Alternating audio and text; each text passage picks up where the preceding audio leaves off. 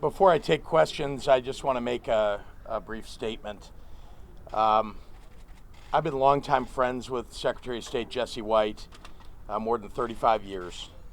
And he is one of the great statesmen, the great respected public servants in the history of the state of Illinois.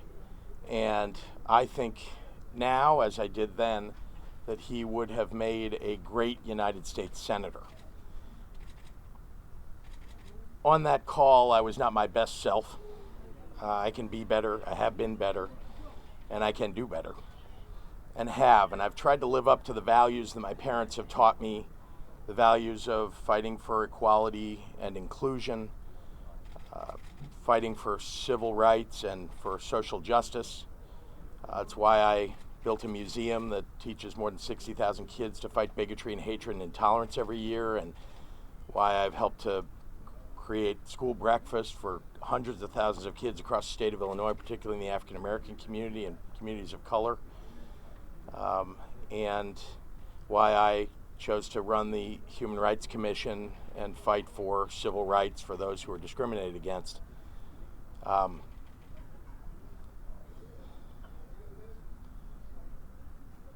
I want you to know that I believe to my core in the values that my parents raised me with, but also that in the fight for the people of Illinois and for the African American community, that there's no one who believes more strongly than I do that we need a strong leader who's going to stand up for those values.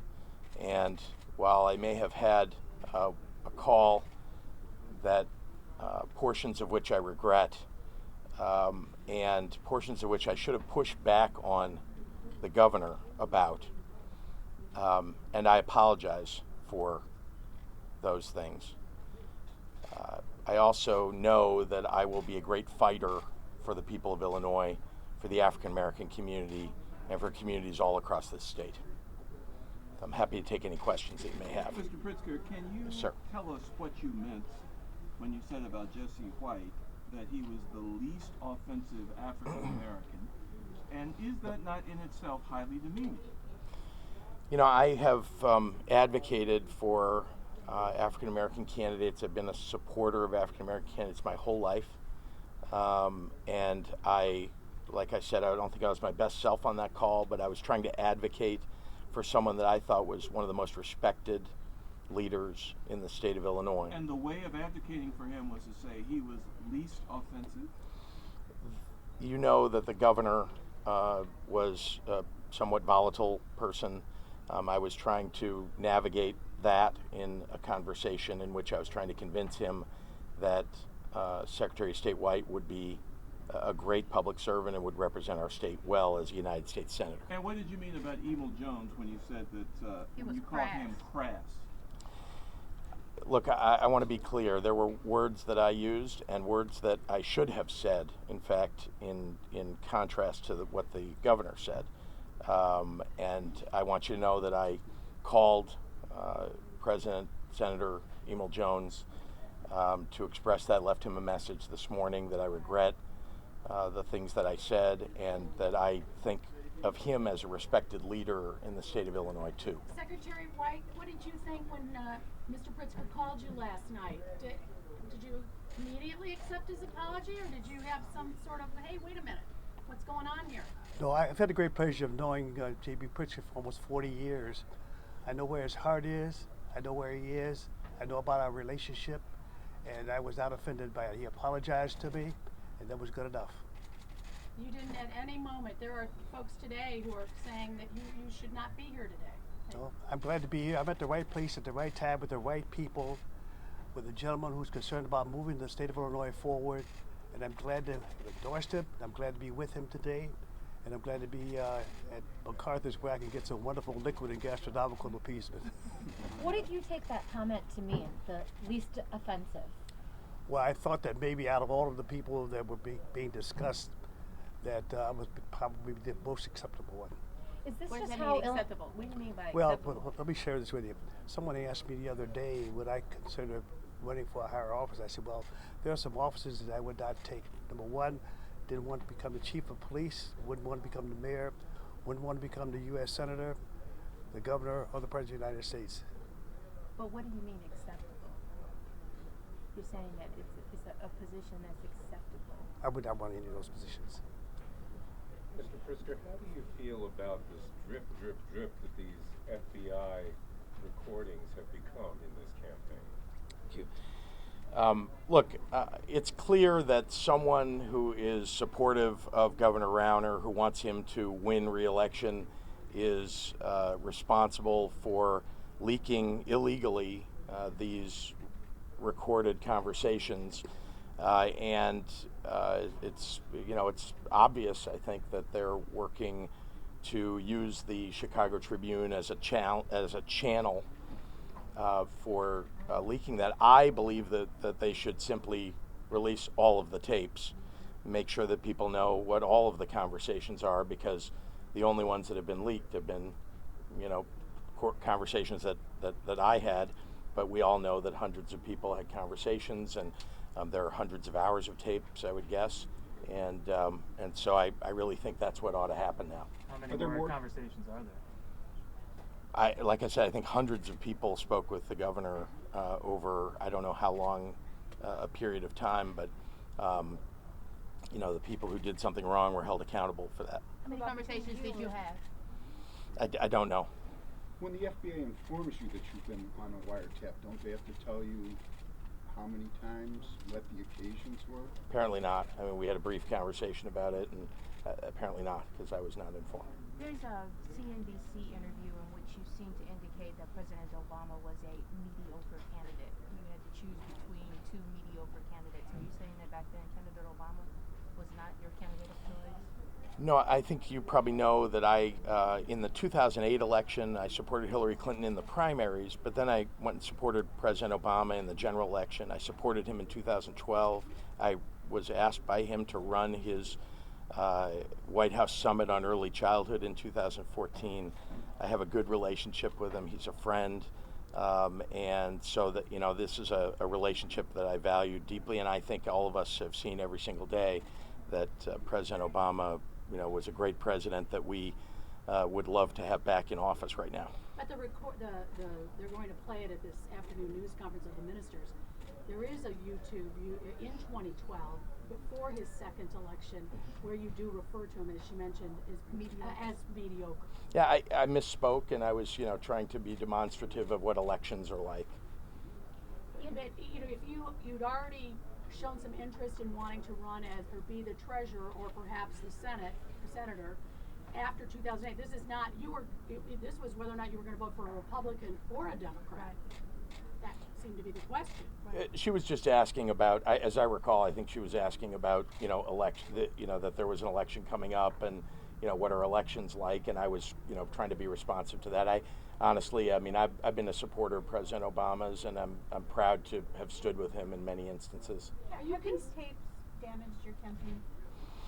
I'm fighting every day to do the right thing for the people of Illinois. I've been doing that my whole life, and I think people have seen throughout this campaign the things that I've done for decades now to try to lift people up across the state. That means creating jobs. I've created more than 10,000 if you include everything, and fed kids school breakfast and provided early childhood education, and so I think those are the things that really matter to people. Remember, Bruce Rauner has caused so much damage. No, I'm suggesting there are people that are leaking these tapes trying to damage my campaign, but I also think that the people of Illinois are pretty smart, and they see that Bruce Rauner is a failed governor who's trying to distract from his own failed record. Fatal mismanagement. People have died under his watch at the Quincy Veterans Home and at DCFS, and he's got to go. Was it your idea to call Mr. Blagojevich to pitch Mr. White for this Senate seat, or were others urging you to use your pipeline to him to do so? I had no. I don't know who initiated the call, but what I know is that it was my own idea. The idea that this is a person that I've known for decades now, Secretary Jesse White, and I really believe he's one of the great public servants that we've ever had in the state of Illinois. So when you think about who could fill the shoes of and sit in the place where Everett Dirksen sat and where Dick Durbin sits today and where Barack Obama sat and so on. Who could be a great public servant for the state of Illinois? I really believe that that's Jesse White. Did Mr. Blagojevich ever approach you directly on any of these calls with his idea of you funding a 501c3 No. for him in which he could parachute? No.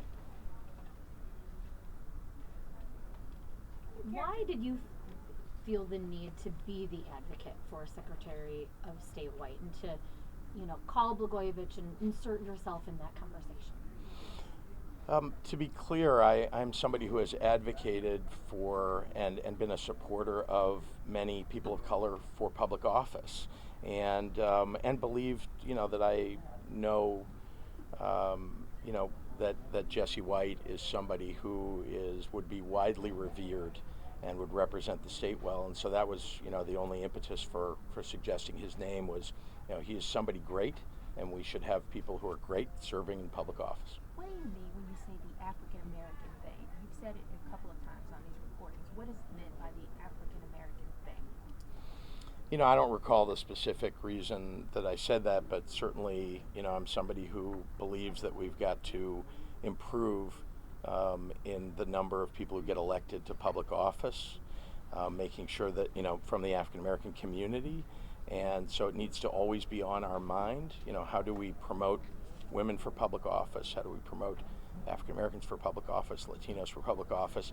Because, for too long, we haven't had enough people serving who look different than the traditional, makeup of the United States Senate.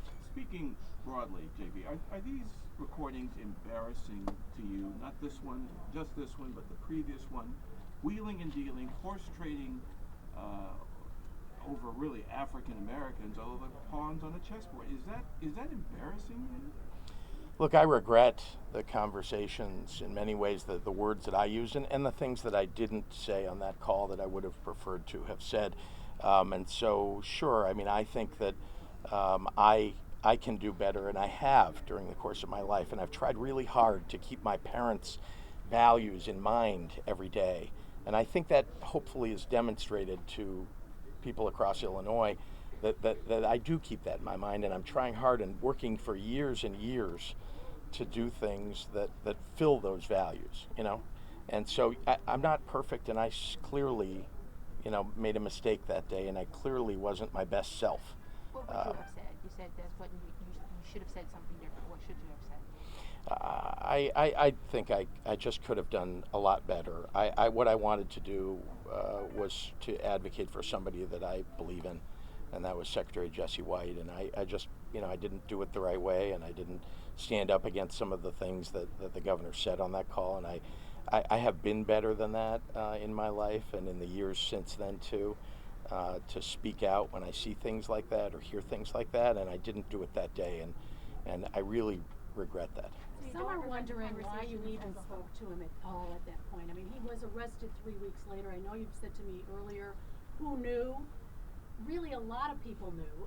It had been widely reported that the FBI was interested, and why were you even speaking to him? Look, he was the governor of the state of Illinois, and he had responsibility for filling these positions, and so that was a reason to speak to him.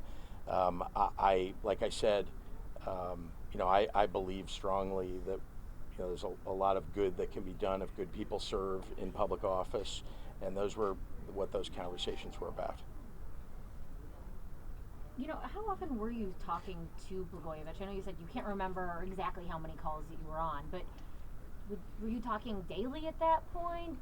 Weekly? It seems like fairly often when significant things were happening or there was a vacancy. So about how often were you? I really don't. I don't know. It wasn't as frequent as you're describing. There was apparently a time period there where there were lots of moving pieces, and so he was making phone calls too, and so I don't recall really, a number of phone calls. How about prior to that? Prior to Obama rising up, can you describe your relationship with Blagojevich? Maybe. You know, most of the reason, I'm sorry, No, didn't go mean to ahead. interrupt. No, go for it. Most of the reason that I ever had conversations with Governor, and it was true of prior and governors since, has been about early childhood education. It's really something that I try very hard to work on all across the country. You know, there are people, governors and legislators all across the country that I talk to about this because it's really a state issue these days. I also go to the federal government and advocate too, and I've gotten to know a number of people at the federal government level because of it. But that really, if ever there were calls or conversations, it really was me trying to advance this cause that I've spent more than 20 years as a leader in nationally, and feeling like here in my home state we can do a lot better. And we have so many resources in Illinois that have been built up over the years by philanthropists and by the state that give us a launching pad for being the best state in the United States on early childhood education. So that's why I would have conversations with leaders. Why insert yourself in this process? I don't think I inserted myself. I just know that there was an opportunity to advocate, as I have, for people to serve in public office, good people. And I tried to do that with regard to Secretary Jesse White. Do you really think that the Tribune is colluding, or the Rauner campaign is colluding with the Tribune, as your statement said last night? What I know is that whoever is leaking these conversations is clearly only leaking conversations by me. Remember, these are illegally leaked tapes. I don't know who did it or how it happened, but it's clearly intended to have the effect of benefiting Governor Rauner, and he's clearly using it to try to benefit himself in his reelection effort. If they are illegally leaked, do you intend to take legal action to object to this act? Well, I certainly would contemplate that, because what I think is true is that all these tapes should just come out. And if the Tribune is sitting on other tapes, if there are other conversations with other people, and I know there are hundreds of hours of it, I would guess, that it all should just come out. Well, I think that would be a good thing. Is it something you intend to do? I don't have an intention today, but I believe that you all should call for it. I believe that the people of Illinois should call for it, because there's clearly a lot of gamesmanship that's going on by somebody who's advocating for Governor Rauner. Do you think this is the final conversation that you had with Blagojevich that'll be embarrassing to you, or are there more embarrassing conversations to come? What I know is that these conversations certainly are, there are portions of this that I regret, and so I don't feel great about what I didn't say or did say exactly on those calls, but that's what I know. Is there more to come? Don't know, but that's one of the reasons why I think that the Tribune should release everything they have. I think that the courts should release everything that they have, or force the release of those conversations, all of them, that involve anybody that spoke with the governor. Is a situation where this keeps trickling out over the next several weeks the worst possible situation for you then? Well, let me say this. I know that there are politics that people will play. Today I want to be clear about one thing, that I wasn't my best self on those calls, on that call. And I apologize for that, and believe strongly that I carry and have carried out the values that I want to over the course of my life, but I sometimes don't get it right, and I try to call myself out when that happens, and that's how I feel about it. Obviously, Secretary of State White is standing next to you right now, as are other supporters. Have you had any people call and say, I'm withdrawing my endorsement, particularly members of the African American community? I take it Emil Jones, for example, didn't pick up when you called. So have you faced backlash from people who were supporting your candidacy? I have not. I've gotten certainly the opportunity to speak with a number of people who've had positive things to say, and who have been advisory to me, about this and their thoughts. you know, I'm a listener, and I want to get better every day. And so people who are, you know, who can advise me and help me in that are people that I want to hear from. Who have you You, spoken? so Who you have you did, reached you out did to? not speak up? You did not speak directly to Emil Jones? I didn't get to. I called.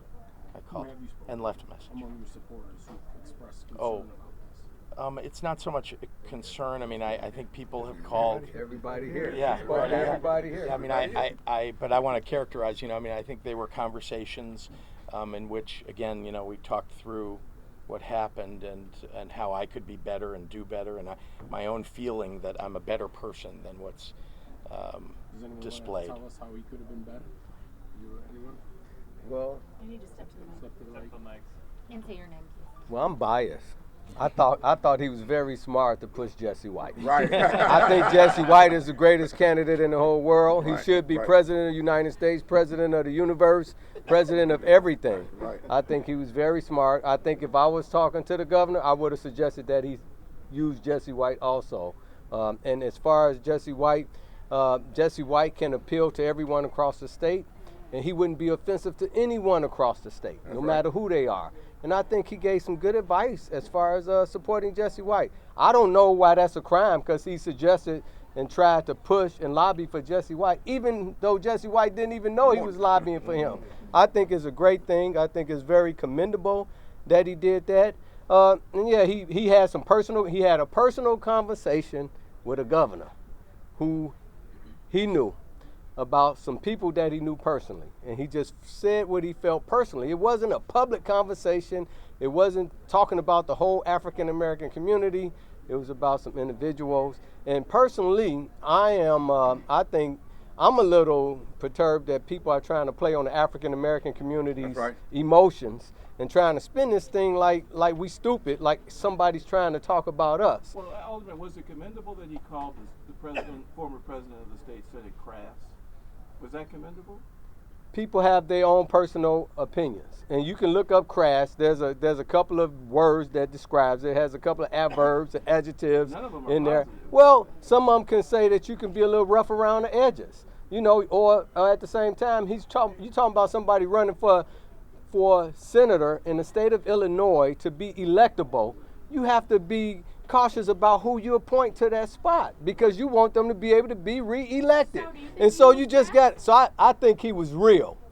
Personally, I think he was being real with Rob Blagojevich, and I would hope that if I ever asked him for an opinion of some folks, Be he'd real be with you. straight up with me and tell me what's real and how to pick the best candidate to help run in the office for the state of Illinois. And I don't see it as, I mean, I know you all trying to keep the news going and flowing, but y'all making this thing like African American people are so ignorant that y'all can make us emotional and get mad about any little bitty thing, and we not like that.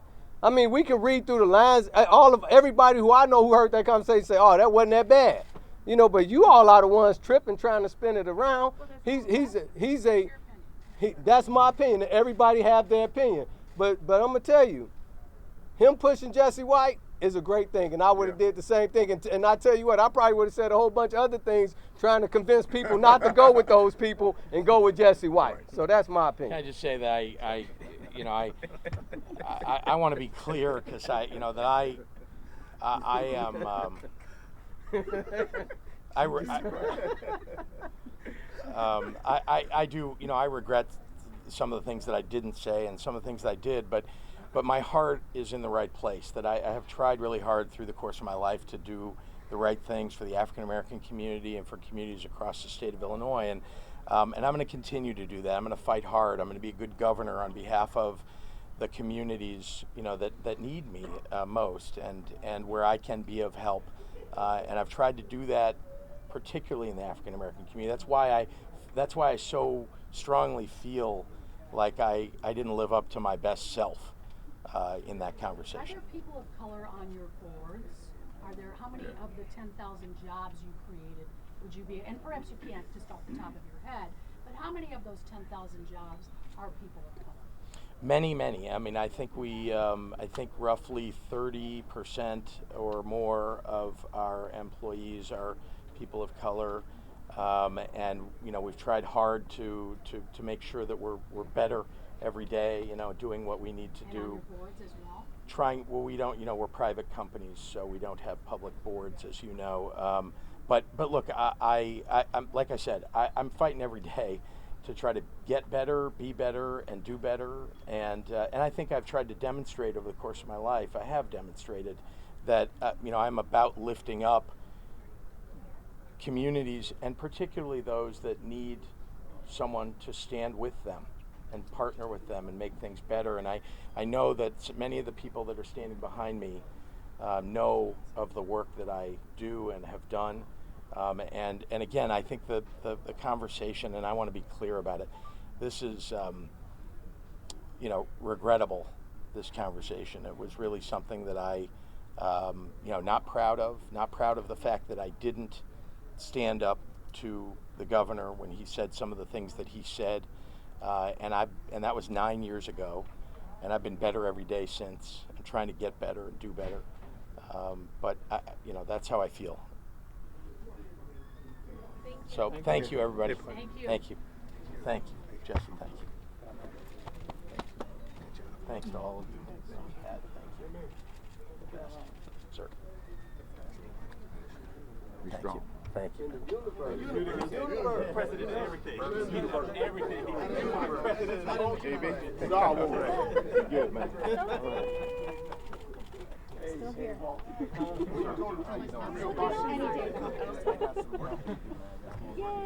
Out here? Yeah, let me say hello. Thank you. Thank you.